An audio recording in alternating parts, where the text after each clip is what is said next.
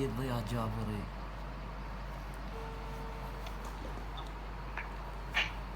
الو، السلام عليكم سيدنا. عليكم السلام ورحمة الله وبركاته. اريد زيارة حفظك، شلونك؟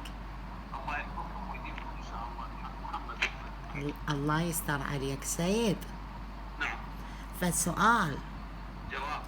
ابني ضرب له كلب وعلقه فوق الواير، تطيح بيه لو بيه؟ شلون؟ ابني نعم. ضرب له كلب وطاح بيه، اكل الطيور مالته، هو مخليه فوق السطح.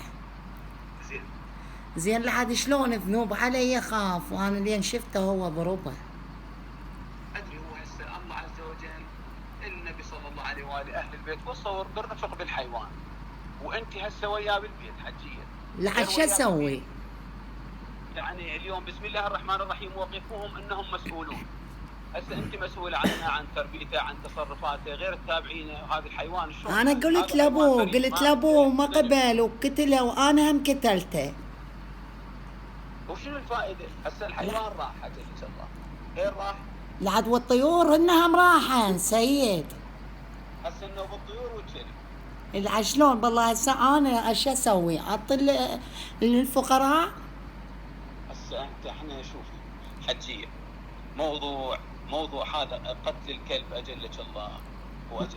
يعني مو انا متابعتك وطوني رقمك، قلت لازم استفسر يمك سيد. على راسي اتشرف على راسي. الله يستر عليك. يعني هيك مواضيع حقيقه تدمي القلب. يعني هسه الانسانيه فوق كل شيء يا حجي. هذا ابو زهراء يريد يسولف وياك، لان ضربه وهو هم البارحه متاثر كلش على الحيوان. طيب ابو زهراء. طيب. السلام عليكم سيد، شلون صحيح؟ عليكم السلام ورحمه الله. غاد ابو زهراء الله يحفظك. شلونك عيني؟ انا طردته من البيت، طردته كلش بعد ما اخليه. ابو زهراء اخوي انت قنعه سيد. نعم. قنعه عليك الله بجدك، قنعه مليت. رصيدك على وشك التساؤل. تحت خطك. بالانسكات ولا تواصلات.